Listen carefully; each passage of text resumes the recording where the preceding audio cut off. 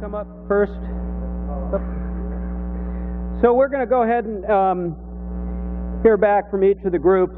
Now, as you will recall, the instructions were to report back a two-line powerful summary of the project, including a two-line power summary of the project, which could be in the form of a poem, song, chant, rap song, advertising, slogan, book, or movie title or subtext. You know, we failed to include interpretive dance. So if anybody has an interpretive dance they'd like to share with us in their report out, that gets extra credit. I'll also mention, by the way, it's kind of neat to be up here. If you haven't come all the way forward and looked back at this balcony and the rest of this room, I urge you to do that before you leave. So the first group, oh, and I've got one other housekeeping item. I have a pair of biotech sunglasses that were found in one of the vacated spaces, and they're here for you if you like them. First group was jobs for Vermonters and Vermonters to fill jobs. How do we ensure that 5 years from now there are no major gaps between the needs of hiring businesses and the available workforce? This class will educate us on the key issues around ensuring that Vermonters of all ages are prepared and ready to enter or re-enter the workforce to fill the jobs Vermont companies are creating. Includes workforce readiness, internships, training, education, lifelong learning opportunities, identifying skill gaps, and predicting skill and education needs. Ed? Thank you, Lawrence. Thank you, everybody who stayed.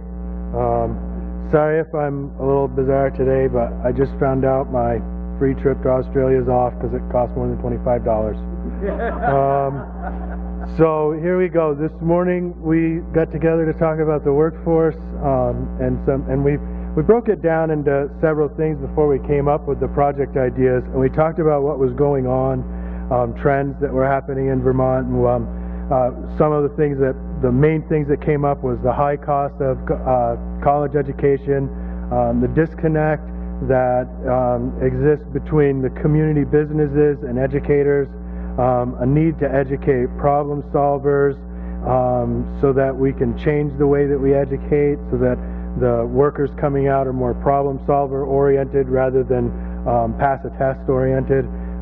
And then there's seems to be a disconnect again between the education and economic development front.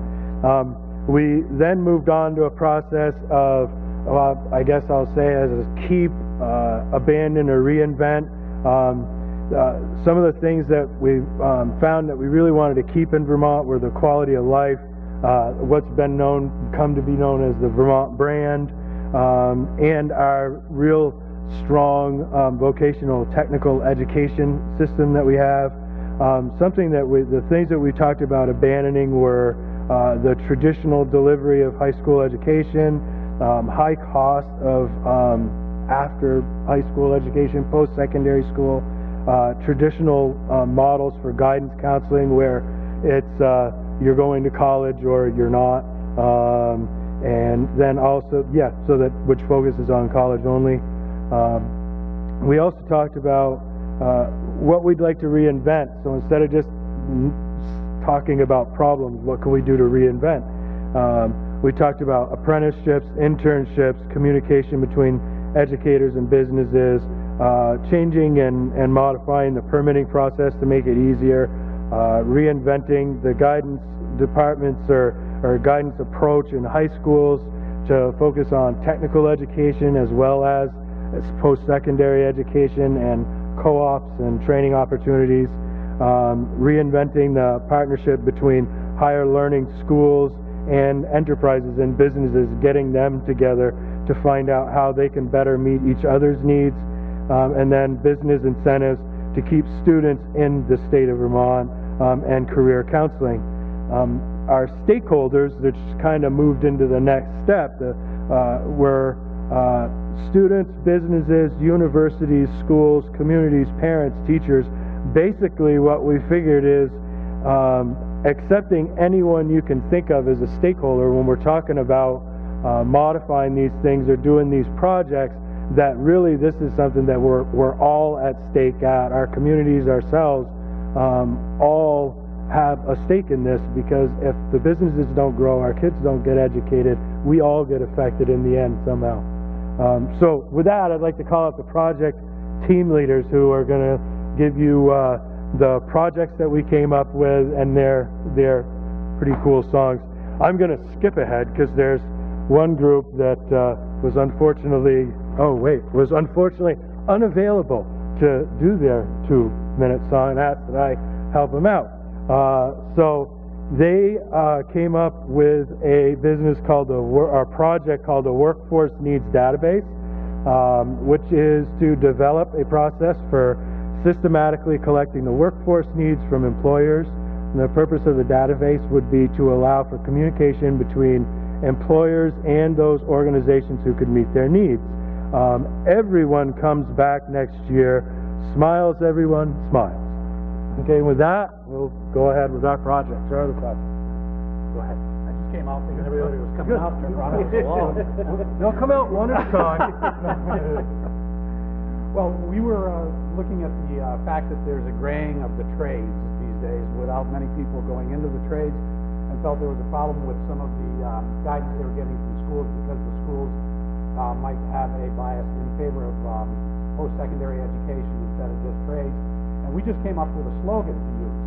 So the purpose of it is, the headline, so to speak, would be refocus guidance to keep the trades alive. And the slogan simply is, new graduates, old businesses, good money.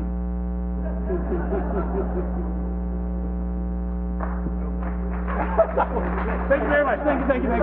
Encore! Where did you all go? Can you use this for the recording? Maybe. Our idea was mandatory career exploration in secondary school.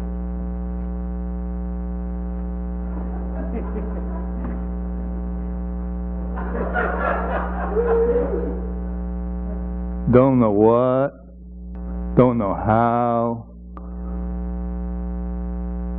don't know I can.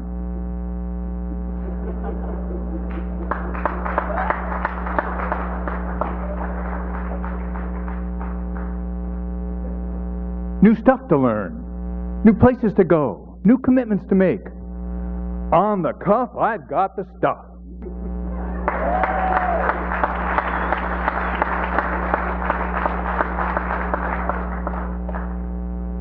We talked about wanting to promote a cadre and a capacity to train entrepreneurs, and felt that we needed to start much earlier than we normally do. So the notion is to breathe new life into an old program, Junior Achievement, but Vermont brand it, make it green, so kids in high school learn practical, hands-on ways to start businesses and can go from there. So, need business starts?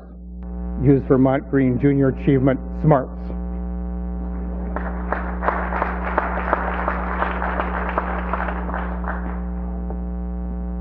We're a light manufacturer in a very small rural valley, and we have a real hard time finding production staff. So the thought was to have a private work fair, and the jingle, I guess, is need production staff, none around, have a private work fair, and then they'll be found.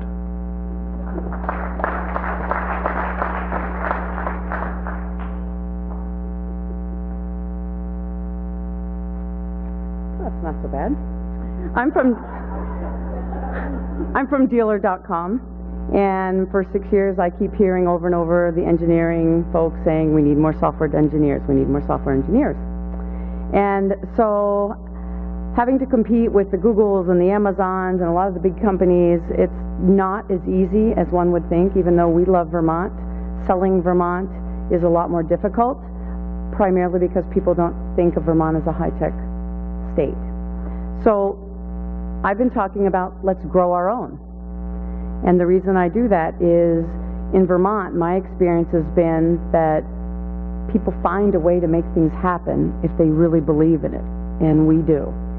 So working with the state, I'm coming up with an apprenticeship program and an internship program, and working with the high schools to start funneling kids earlier into the colleges so that we graduate more people in that field. I think a lot of it is just in communication. So my little slogan is, in Vermont, if we can't find it, or get it. We just make it or grow it. Let's grow our own.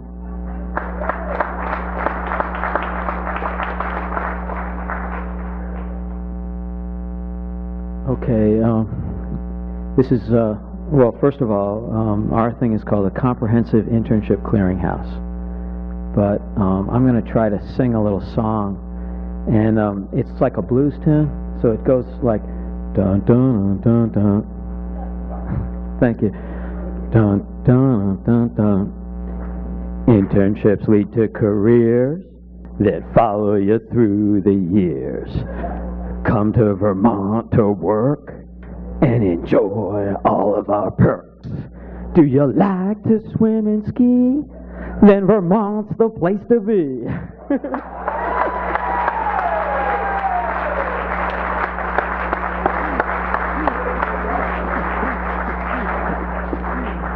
The bar has been set.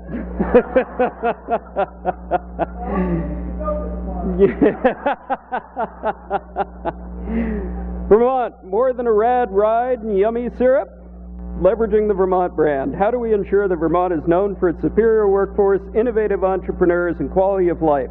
This gathering will explore leveraging the Vermont brand to attract employers, employees, and visitors, including selling Vermont as a place to live, work, and play, leveraging and building on our brand, recruiting appropriate businesses, attracting talent, avoiding the social desert, ensuring multiple job opportunities and spousal employment, and retaining and recruiting young Vermonters. Colleen Leonard.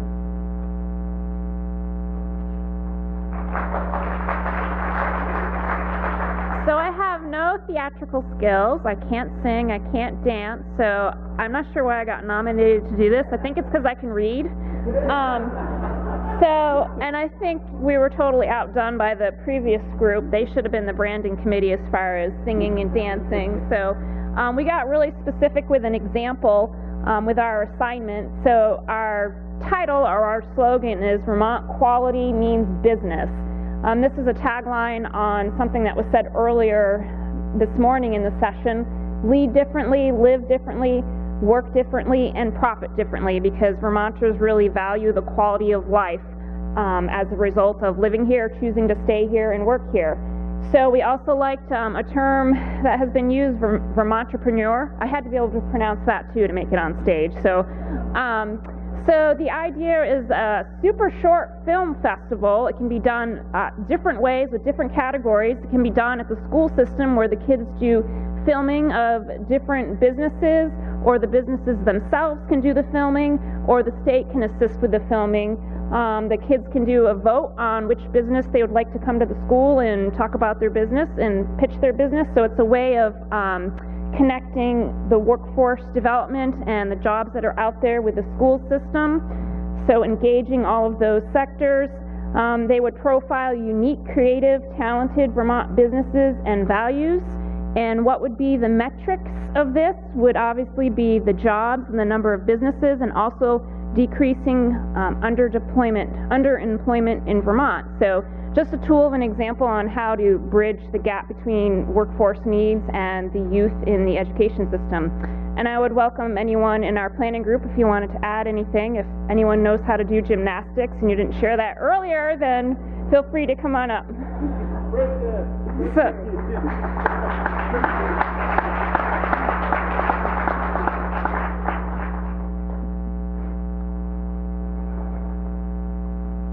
So while Colleen's here, I just want to say, so when somebody like Paul Costello says, we ought to put a whole lot of effort into the working lands, and let's go get an appropriation, and let's get a grant program, and it comes out of legislature without a whole lot of hanging on it, just go out, go forth and do this, and somebody's got to figure it all out, and marshal all these cats, and coordinate thousands of staff hours literally into a grant round.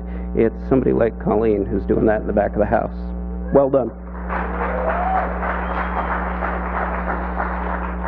Global competitiveness. It's a small world after all, in the little song I hope goes away out of my brain really soon. How do we ensure that Vermont's businesses and entrepreneurs remain competitive in the global marketplace? This group examined what is needed and what stands in the way of becoming and remaining competitive globally, including capital, financing, incentives, energy production, efficiency and cost, taxation, regulatory efficiency, cost of labor, accessing global markets, and international trade. See, it's a simple area, simple solutions. Nate Wildfire is going to report out. Right? That will be the extent of this singing. Hi, I'm Nate Wildfire with the City of Burlington, and I'm loving Vermont. I've only been here for about a year, and I come from Pittsburgh. So for all of you Bruins fans out there, you got us so far, but give it a couple more days, and we'll see how the Penguins do. So global competitiveness is huge. It's a pretty significant topic, and the way that we conceived of it was really to sort of say, how is Vermont set apart in an increasingly global market? What makes us unique? What is our niche? We have 4 big categories, which pretty much all of you do, but we tried to couch them around global competitiveness. Those 4 categories are government, regulation, and taxation. We're hearing over and over again, there's too much of both. Second, workforce. How do we create a globally competitive workforce here that works for our companies? Third, infrastructure. We know we need to invest in infrastructure and raise the bar for all of Vermont.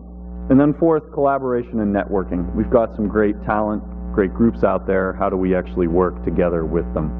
So I'm going to go through them real quick, and then since we didn't even talk about a skit or a song, I wrote a poem.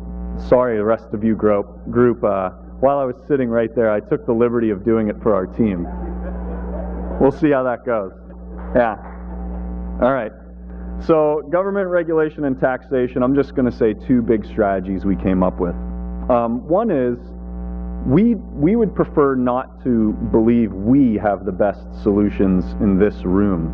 We think the businesses doing their great work day in, day out, and focusing on their missions and their bottom lines can tell us, the folks in this room, about what policies have to change. And so our first specific idea is to hold whatever entity of government or nonprofit or regional group you work for, hold once or twice a year, or maybe if you're ambitious, quarterly, developer business roundtables, where the business people or developers come to you and say, these are our 5 or 6 big priorities, and you're honest with them, and you say, we'll work on 2 this year, and we'll solve them, we'll fix them. So this year we'll actually solve 2 of your greatest barriers to becoming a globally competitive business. And then move to the next one, obviously. Don't try to do it all at one time, because we rarely do that much then. This is not the poem. Get ready for it. It rhymes and everything. Yeah. The second is, we have great programs that work already, and an example used in our group was the EB5. It's something that really sets our state apart from other states. We actually have sort of taken that program and really created a Vermont-specific niche there. But those usually are so successful because they're driven by a higher level of capacity. There's a human or 3, or however many, driving that one specific program to make it very special to us, which gives us a global edge, at least in comparison to other states, but potentially across the world. That's bringing some international investment and talent to our small state. So that's government, regulation, taxation. Workforce, I'll just focus on 2 here. Number 1, higher ed. What are the 5 or 10 unique Vermont advantages or clusters that we can work with our small and large colleges and universities to become national and global hubs in something, whatever that something is? We heard a really great example today. South Dakota found out it has plenty of land, a great manufacturing and engineering school, and all of a sudden there's a cluster there that is globally competitive. It beats out every single other place in the United States because they invested in that very specific niche in education. What are our 5? What are our 10? Let's figure that out and start plowing some resources into that. Second, we found out that internships, co-ops, apprenticeships, industry certifications can be a lower cost, more nimble and flexible way for our institutions of higher learning to respond directly to business need. So, I use the example in our group of UVM sort of like a giant aircraft carrier, right? And if you want UVM to invest or create a brand new faculty or brand new program, it's going to take years, potentially thousands and thousands of dollars, but they can be pretty nimble in a 6 to 18 month period of creating a certification program to respond to a manufacturer or aviation or software tech. So invest in those. That's a good way to get jobs here.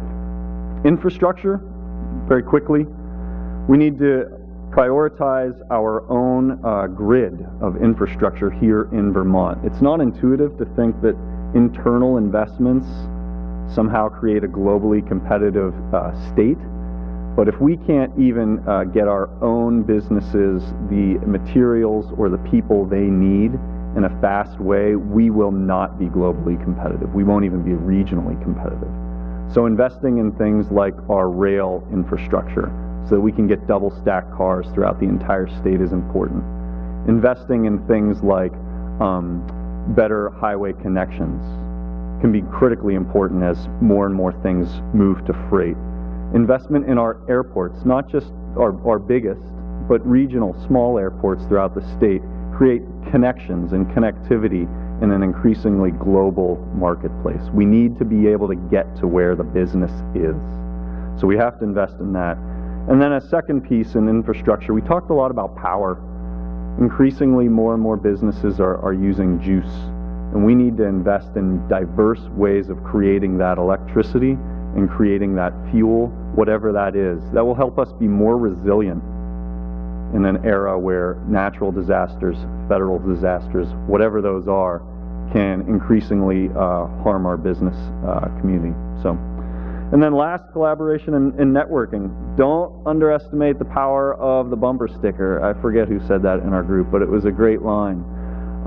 We need to invest in our storytelling. We have great businesses here. We have great clusters. We have great centers of education. And sometimes just telling the story about those gets that a global audience. But if we don't invest the time in telling the right story or creating the best bumper sticker, no one in the markets we're trying to reach will even know we're here. So lastly, here's my poem. I spent at least 48 seconds on this.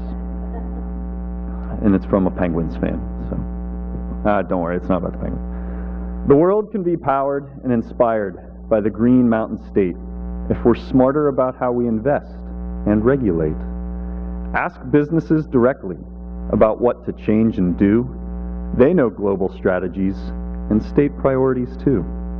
Our colleges are great, and we think our students are best. But with focus on our industries, we'll clearly beat all the rest. Globe, yeah.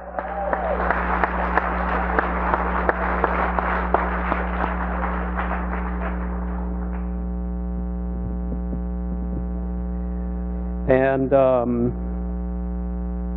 Group 4, can you hear me now? How do we build and maintain infrastructure and communication systems that will allow all to work, live, and play in Vermont for years to come? This team uncovered how we ensure the financing, appropriate development, and maintenance of the systems and built infrastructure that will support a prosperous future, including digital and communications systems, public infrastructure, transportation, and housing. Tricia. There's no business like show business. Thank you. I'm leaving now. It's great to be in Rutland. It is paramount. I am bitterly disappointed that Paula Poundstone couldn't do this report out for me. Okay, I want you to think about a car's dashboard. Think about it. You can get there from here. How? We suggest some next steps. Commit to create navigational tools to create transparency and simplicity, permitting and decision-making with regards to the state infrastructure. So we're going to commit to create navigational tools, like a dashboard, to create transparency and simplify permitting and decision-making with regards to state infrastructure. Number 2, we're going to commit to an integrated approach using units of readiness for infrastructure, meaning that we would have an integrated approach from different agencies and expertise and experience to consider a problem to come up with a solution. And that way we would be more efficient and more effective. We realize that we need more predictability. An example is form-based code. It promotes mixed use in one building, and that is also bringing more activity, and that's an essential for economic development. And then we also recognize this is who we are. An example is CEDO. This was brought up as CEDO is very clear about what the culture and vision is in Burlington and how they can help. So there's no this.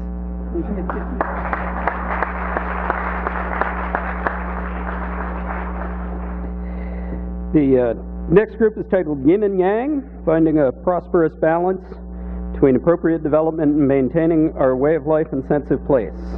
This Xinghua is charged with unraveling how the seemingly contradictory forces of growth and development and protecting our environment and the working landscape are interconnected and interdependent, and how they give rise to each other as they interrelate to one another. It includes land use planning, brownfields, hazard mitigation, property development, appropriate growth, environmental protection and regulation, creating and promoting vibrant communities, legacy, and natural resource-based industry.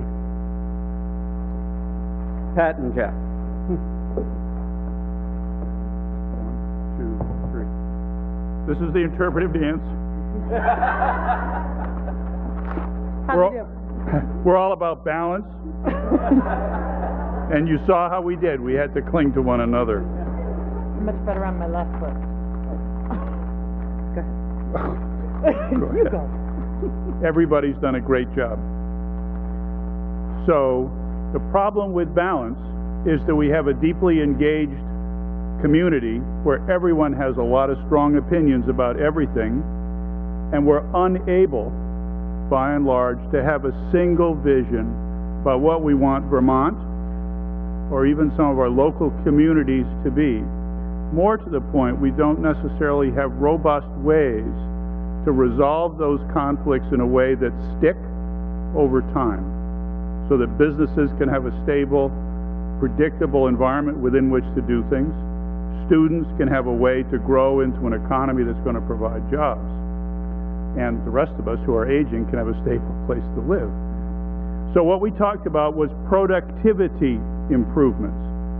Not efficiency, but productivity. Productivity meaning you know where you want to go, and then you have to get better at getting there.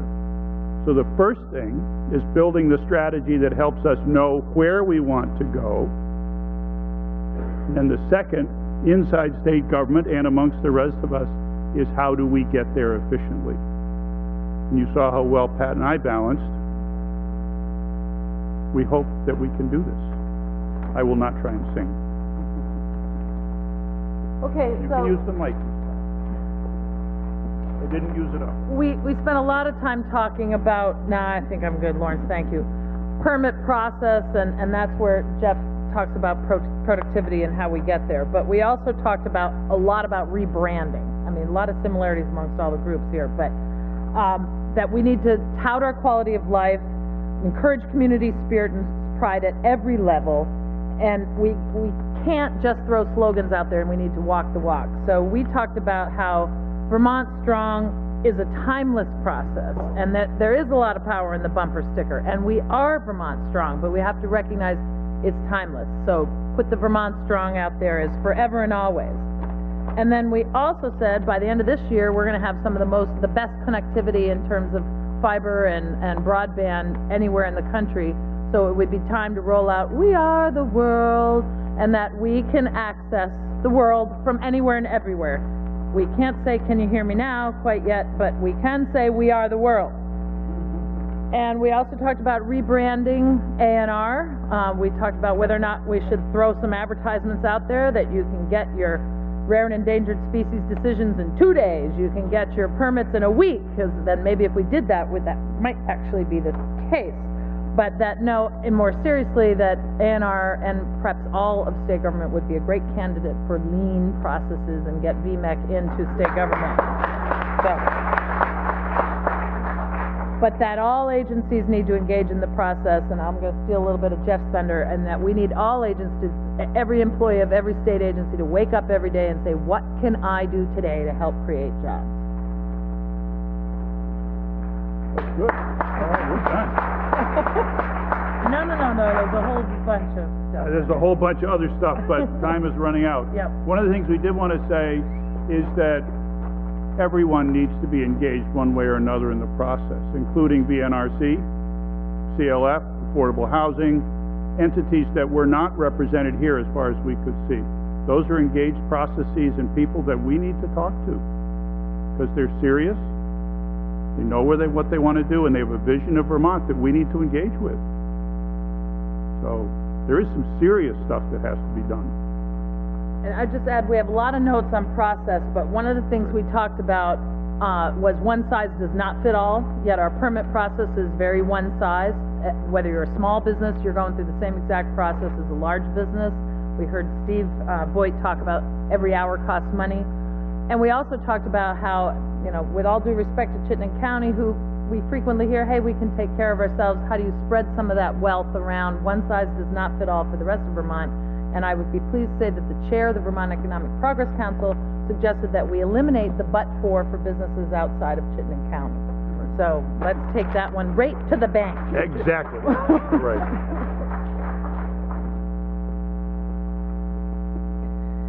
And the last group, in practice, you want money for what? Innovation.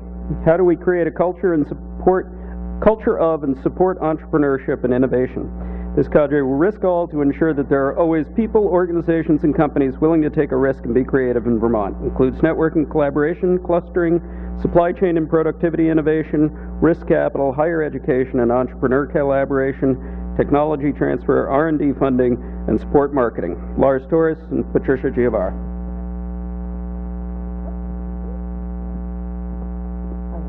We thought interpretive dance might be easier than this. But then we realized that instead of us interpreting it, you would have to interpret what we were dancing, and that seemed too risky. All right. So the approach we took after rehearsing dance for about 15 minutes and realizing it wasn't going to work was to do a little Q&A. So we're just going to do a Q&A and get to the heart of it. Do you want to introduce our approach? This is 2 or 3 years from now, and Lars is a growing business in Vermont. He's interested in growing his business, and I'm the Secretary of Commerce. In my business, I basically build a widget that does exactly what you want it to do. Okay. So my first question, Secretary, is what are some of the trends driving innovation across the business community in Vermont today that you see? Right. Well, here in Vermont, and a really important trend is what we're doing with our educational programs. We teach critical thinking, entrepreneurial skills, and innovation. I mean, these really cross-cutting skills and things that students need so that they can work in your business and other businesses that are focused on growing and innovating. And also, we encourage students to also access online courses, lowering the cost of education. We're really tech-savvy here in Vermont. We use social networking. Everybody is connected and sharing ideas. We have expanded broadband to the full state. Wherever you drive, wherever you live, recreate, or work, you can be online and connected. We have a never-ending culture and a system of innovation here in Vermont that supports supports that culture. A trend of, some of the thriving and growing innovation sectors here in Vermont are value-added agriculture, software, advanced manufacturing, and biotech companies. There's a growing trend in accessibility to creative capital for businesses like yours that are growing here. And, the trend is that the need to be innovative continues to be important because there's an increasing need for more results with less time and less resource investment. Okay, so that sounds a little too good to be true. Level with me and tell me what specifically is working well in Vermont today in terms of business expansion. Can I expect to grow my business here?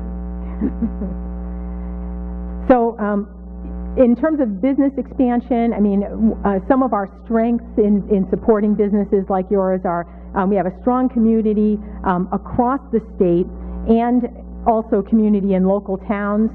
We work well together. We make it easy for you to access all of the resources that you need to grow your business. There's a strong Vermont spirit among all of the people who live here. People come here and stay. The permitting process, we've made innovative changes to streamline permitting for businesses like yours. It's predictable and transparent. You don't have to deal with multiple levels of permitting. It's all integrated into one transparent process for you. Okay. And so going forward, if I'm looking to continue expanding and to have a footprint here in Vermont, can you summarize some of your priorities to expand the innovation economy in Vermont in the future? Okay. Well, we use data, a really fact-based approach here in Vermont. We do benchmarking. We're measuring our progress toward our innovation goals, and we have established goals for what this looks like. We're very eco-friendly, and at the same time, we're business-friendly. So that's, you'll find that when you're here in Vermont. Again, access to capital is easy. Our education system introduces innovation and entrepreneurship beginning, K through 12, and our higher education institutions. When we encounter problems here in Vermont, we are the best at problem solving and coming up, working together to come up with innovative solutions that work for everyone. And to summarize it really, between the Euphrates of I-91 to the east and the Tigris of Route 7 on the west exists a cradle of innovation and prosperity here in Vermont. All right.